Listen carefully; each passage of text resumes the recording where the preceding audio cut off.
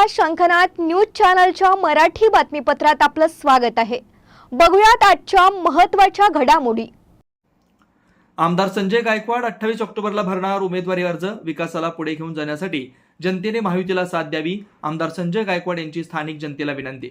महायुती सरकारच्या 2.5 वर्षाच्या कार्यकाळात मुख्यमंत्री एकनाथ शिंदे यांच्या कार्यकाळात विकास कामं झालेत, त्याबाबत आज आमदार संजय गायकवाड यांनी जनसंपर्क कार्यालयातील पत्रकार परिषदेत माहिती दिली। महाराष्ट्रात मुख्यमंत्री एकनाथ शिंदे, उपमुख्यमंत्री देवेंद्र फडणवीस, उपमुख्यमंत्री अजित पवार यांच्या सरकारमध्ये महाराष्ट्रात मोठ्या प्रमाणात विकासाची कामं झाली। त्याचप्रमाणे प्रत्येक घटकांसाठी महामंडळाची निर्मिती करून त्यांना सक्षम करण्यासाठी महामंडळाच्या माध्यमातून प्रयत्न केले जाणार आहेत। महायुती सरकारमध्ये सर्वात लोकप्रिय ठरलेल्या लाडकी बहीण योजनेमुळे असंख्य महिला आज त्या योजनेचा लाभ घेतात। तसेच महिलांच्या नावावर गॅस असल्यास त्या महिलांना 3 गॅस मोफत दिले जातात। लाडकी बहीण, लाडका भाऊ, लाडका शेतकरी, लाडका आजोबा, आजी या अशा विविध योजना सरकारच्या माध्यमातून राबवल्या गेल्यात। याचा मोठ्या प्रमाणात लाभ राज्यातील जनता घेते। त्याचप्रमाणे शासकीय वैद्यकीय महाविद्यालय, शासकीय कृषी महाविद्यालय सुद्धा सुरू झालेत। अशाच प्रकारे बुलढाण्याच्या विकासाला पुढे घेऊन जाण्यासाठी जनतेने महायुतीला साथ द्यावी अशी आशा त्यांनी यावेळी व्यक्त केली। आमदार संजय गायकवाड हे बुलढाणा विधानसभेसाठी 28 ऑक्टोबर रोजी 11 वाजता उमेदवारी अर्ज दाखल करणार असल्याचं त्यांनी यावेळी सांगितलंय। शंखनाथ न्यूजसाठी ब्युरो रिपोर्ट। यामधून निर्माण त्या ठिकाणी होणार आहे। नोंदणीकृत MSME मागच्या काळामध्ये ही 8,10,967 होती। आता तिथून त्याचा जी आकडेवारी ती 14,41,145 म्हणजे त्यांच्या तुलनेमध्ये 77.7% वाढ 2 वर्षामध्ये आपल्या महायुतीच्या सरकारने या ठिकाणी केली। नोकरी मेळावे रोजगार या संदर्भात 396 बेरोजगारांचे मेळावे घेतले, ज्याच्या माध्यमातून 36,407 तरुणांना रोजगार त्या ठिकाणी मिळाला। महारोजगार संकेतस्थळ सुरू केले, मात्र कौशल्य विकासासाठी त्यांच्याकडे प्रयत्न झाले नाही। शासकीयरित्या भरण्यासाठी त्यांच्याकडे योजना नव्हती, मात्र त्यांच्या काळात 296 मेळावे झाले।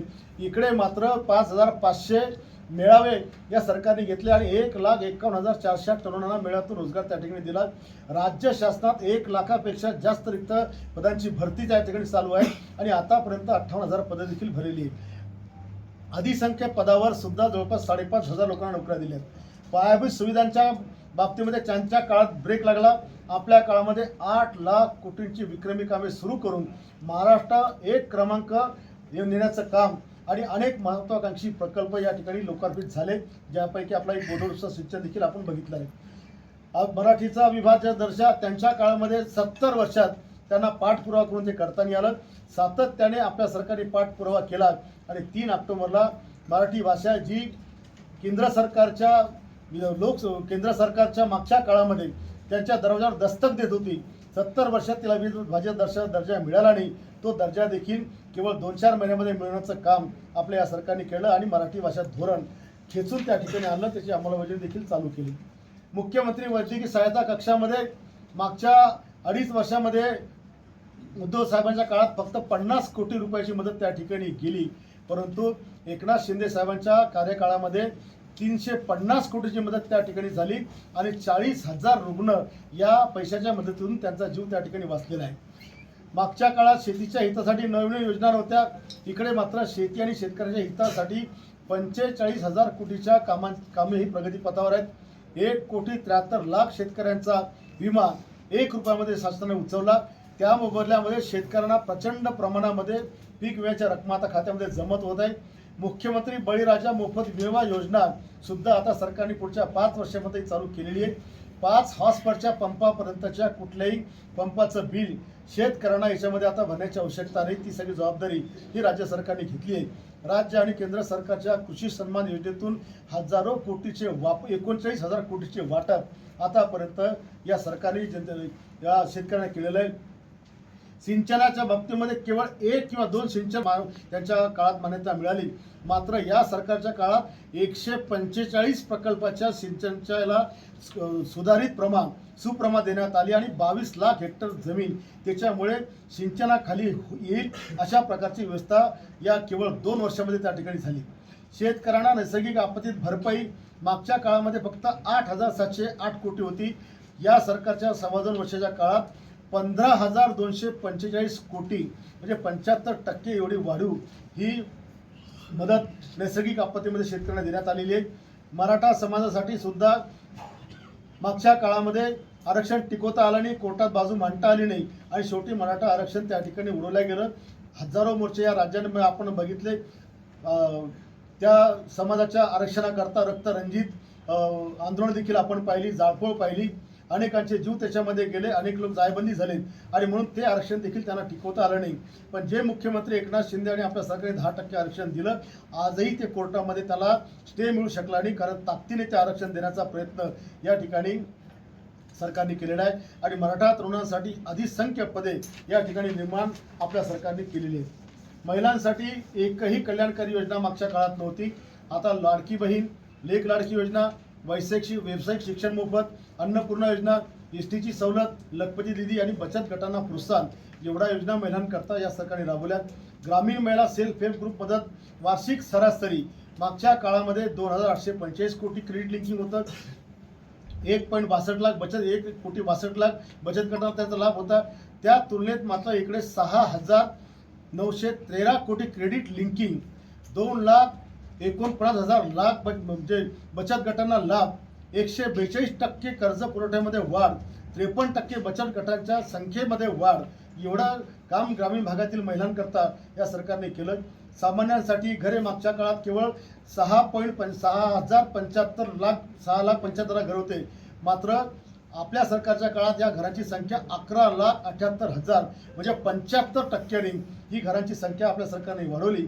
शबरी आदिवासींचा घरकुलचा लाभ मागच्या काळामध्ये फक्त 427 कोटीचा लाभ 18,119 लोकांना मिळाला.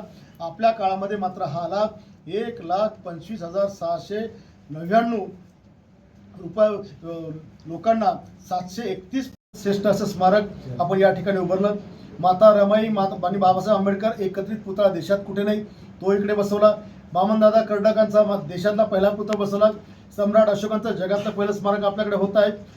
सावित्री आणि महात्मा फुलेंचं एकत्रित पूर्णाकृती पुतळा हा महाराष्ट्रात कुठे नाही. भुजबळ साहेबांनी केला तो अर्धाकृती, इकडे आपण पूर्णाकृती रेकॉर्डिंग केला.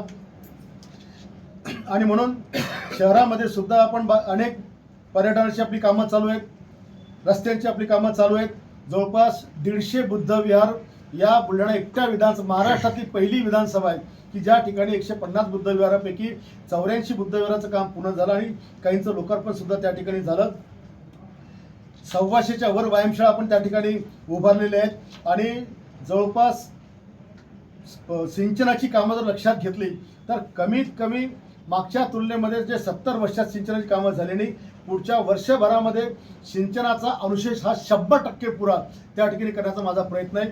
आपल्या विधानसभेला 165 गावापैकी 140 गावच्या जल जीवन मिशन आणि प्रादेशिकच्या पाणी पुरवठ्याच्या योजना ह्या मी केवळ 2 वर्षामध्ये दिल्या. हे देशातला नाही जगातला रेकॉर्ड असू शकते की 165 गावच्या योजना केवळ 165 पैकी 140 गावच्या योजना आपण त्या ठिकाणी केल्या.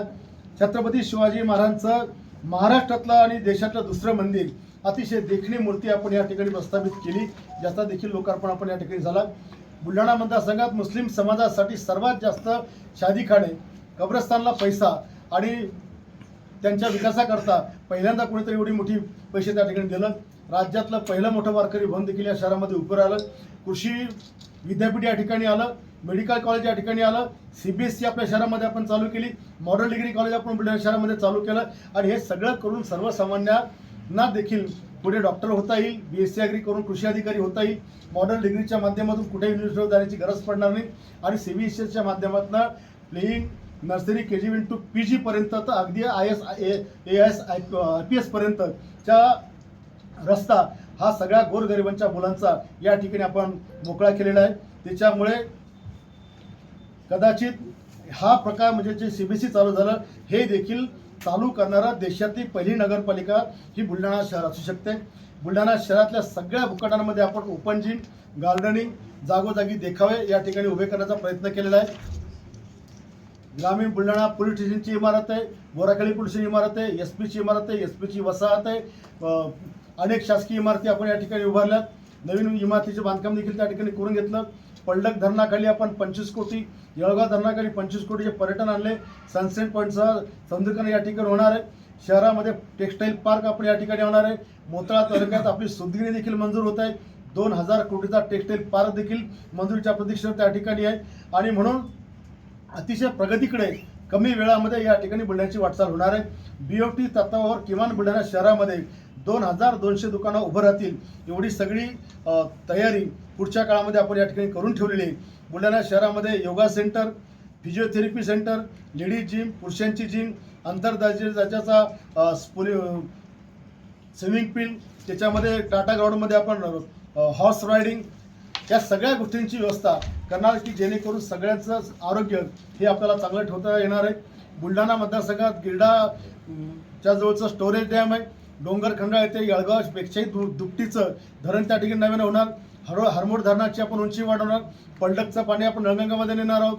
नळगंगाच्या बाजूला आपण नवीन स्टोरेज डॅमची निर्मिती करत आहोत. रायराची धार दाबल्यानंतर 12 गावाखाली पाण्याखाली आपण आणणार आहोत. मूर्तीजवळ आपण नवीन धरण बांधणार आहोत. घाटाखालील 3 नद्या नळगंगा, विश्वगंगा, मोहगंगा आणि तसेच वरची पैनगंगा या नदीवर द्वारयुक्त सिमेंट बंधारे बांधून सिंचन क्षेत्रामध्ये आपण 183 किलोमीटरच्या नदीवरच्या बंधाऱ्यामध्ये मागच्या काळात पाखराला प्यायला पाणी नव्हतं. आपण जवळपास 55 बांध बांधले आणि 42 किलोमीटर पाणी आपण थांबवलं. पुढच्या काळामध्ये याच्यावर 75 बांध टाकून 183 किलोमीटरची नदी ही 100% पाण्याने भरली राहील आणि त्याच्या आजूबाजूच्या 2 किलोमीटरमध्ये पाण्याचा खळखळाट शेतकऱ्यांच्या विहिरीमध्ये राहील. अशा प्रकारचं देखील नियोजन त्या ठिकाणी केलेलं आहे. नदी जोड प्रकल्पामध्ये वैनगंगा ते पैनगंगा आणि पैनगंगा ते नळगंगा याचं देखील काम आता सरकारने त्याला जवळपास 90,000 कोटीचा निधी त्या ठिकाणी दिला. येणाऱ्या काळात तो प्रकल्प पूर्ण जर झाला तर सिंचनाचा विषय हा कधीचाच त्या ठिकाणी संपलेला असणार आहे. सभा मंडपे, सगळ्या समाजाची भवनं, सगळ्या समाज जेवढे काही धार्मिक क्षेत्र आहे त्याला आपण केंद्रांना निधी आपण त्या ठिकाणी दिला. IMA भवन आहे, डेंटिस्ट भवन आहे, स्वाध्याय भवन आहे, परशुराम भवन आहे, छत्रपती भवन, सगळे जेवढ्या संत रविदास भवन आहे, ग्रामसेवक भवन आहे, शिक्षक भवन आहे, पटवारी भवन आहे, वकील भवन आहे, सगळी भवनं सगळ्या ज्या ज्या लोकांनी आपल्याला मागितले त्यांना देण्याचा प्रयत्न केला. हॅमच्या प्रोजेक्टमध्ये आपण 300 कोटी रुपयाचे रस्ते, केवळ 2 रस्ते, मोताळा ते अगदी जळगाव धामणगावडे मार्गे खानदेशची बाउंड्री आणि दाताळ ते रोणखेड हे 300 कोटी रुपयाचे 2 रस्ते आपण त्याचं भूमिपूजन आता या ठिकाणी केलं. शहरामध्ये सुद्धा आपण 86 कोटी रुपयाची रस्ते आता या ठिकाणी परत चालू केलेली आहेत. स्वातंत्र्य काळानंतर बुलढाणा विधानसभा मतदारसंघात पहिल्यांदा 640 रस्ते या विधानसभेला आहेत. त्यातले 550 रस्ते मंजूर करण्याचं रेकॉर्ड या ठिकाणी मी केलं. मागच्या 70 वर्षात केवळ 7 रस्ते मंजूर होते, पण केवळ एका वर्षात 550 रस्ते मी त्या ठिकाणी मंजूर त्या ठिकाणी केले. पुन्हा भेटूयात नवीन बातमीपत्रासह. तोवर नमस्कार.